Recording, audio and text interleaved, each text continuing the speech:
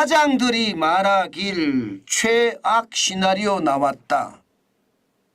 이게 무슨 말일까요? 지금 스위스 다보스에서는요, 세계 경제 포럼이 열리고 있거든요.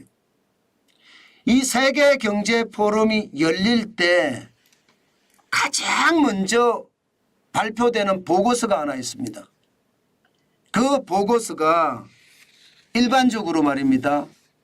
프라이스 워터하우스 쿠퍼스라고 PwC라는 회계법인에서 전 세계 경영자를 대상으로 조사한 설문조사 결과입니다. 이게 가장 먼저 발표를 하면서 세계 경제 포럼이 열린다는 것을 온천하에 알리는 겁니다. 그런데 이 지표를 보니까요, 굉장히 걱정을 합니다. 전년 대비 CEO는 최고 경영자고 회사를 직접적으로 운영하는 사람을 말합니다. 경기 둔화에 대한 응답률이 45%입니다. 물론 작년보다는 낮아요. 작년에는 73%였거든요. 작년보다는 낮지만 45%라는 숫자도 결코 낮은 숫자가 아닙니다. 그만큼 말입니다. 올해 경제 상황이 녹록치 않다는 이야기예요. 저는 이것을 보면서요, 우리가 진짜 많은 준비를 해야 되겠다, 그 생각도 많이 하게 됩니다. 특히 말입니다. CEO잖아요. 최고 경영자라는 말에 영어 이니셜 단어인데요. 기본적으로는 회사를 경영하는 당사자입니다. 이들이 경기 둔화를 이야기하고 있다면 현장의 경기 둔화는 굉장히 심각하다, 이렇게 봐야 합니다. 실질적으로 말입니다. 경기가 좋다 이렇게 응답한 사람은 35%밖에 안 되고요. 전년과 동일하다 했던 사람은 16%밖에 안 됩니다. 그러니까 전년보다 둔화가 된다는 사람들이 되게 많죠. 세계 105개국에 4,702명의 CEO를 대상으로 조사한 설문이고요.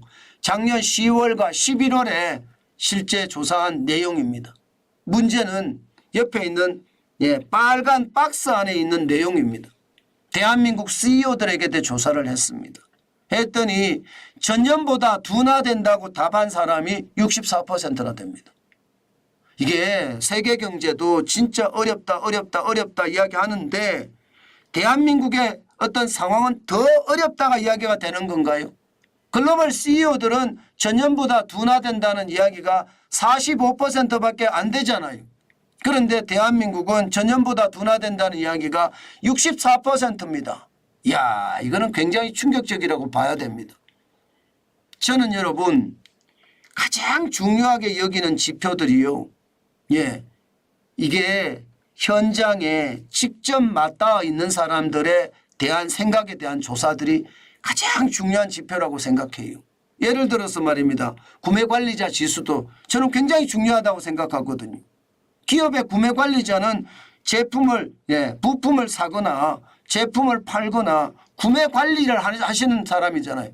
그런 사람들이 경기가 나쁘다 하는 것은 그만큼 원자재를 덜 산다 이렇게 되는 거거든요.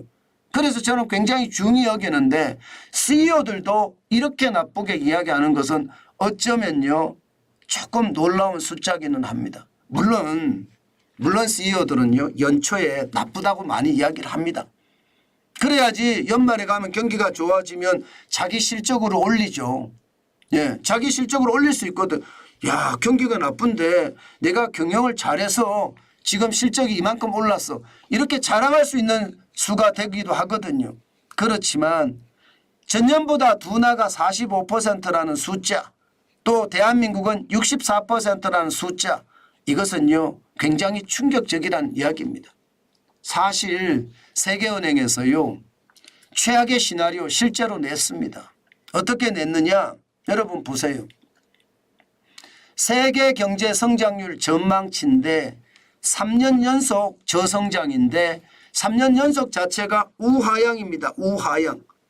2022년에 3.0%, 2023년에 현재까지 2.6%가 될 거라고 예상을 합니다. 그리고 올해는 2.4%가 될 거라고 합니다. 그러면 2020년부터 2019년까지 전 세계 평균 성장률이 3.8%인데 전 세계가 지금 저성장의 늪으로 빠져든다는 이야기인가요? 그러면 우리나라는 당연히 저성장이 될 수밖에 없습니다. 전 세계가 저성장 늪으로 빠지는데 수출 중심의 구조를 가지고 있는 대한민국 입장에서는요. 이게 고성장을 할 수가 없다는 뜻도 됩니다. 그만큼 말입니다. 상황이 어려워진다는 이야기입니다. 게다가 말입니다. 이 다보스 포럼, 세계 경제 포럼 주최 측에서 세계 경제학과 학자 50명을 대상으로도 심층 인터뷰를 했거든요. 그 결과도 보면요. 56%가 올해 세계 경제의 성장률이 약화될 것이다. 이렇게 응답을 했습니다. 이것도 말입니다. 물론 학자지만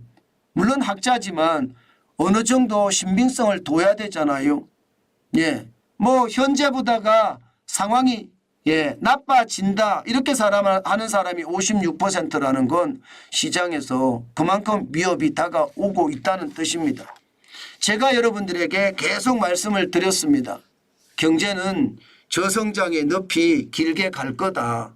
이게 우리 입장에서는 세계 경제가 좋아야지 수출을 많이 해가면서 우리 경제가 좋아지는데 지금 세계 경제가 나빠지면 성장의 한계가 있고 경기 회복이 더뎌질 수밖에 없다. 그런 뜻이고요. 여기에다가 소비를 생각을 해야 되거든요. 우리는 부채가 많아서 돈을 못 씁니다.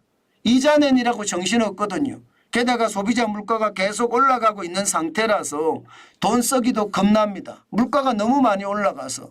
그런 상태라면 내수가 진짜 어렵다는 이야기잖아요. 여기에 수출까지 만약에 어려워지면 최악의 시나리오가 나올 수도 있는 겁니다.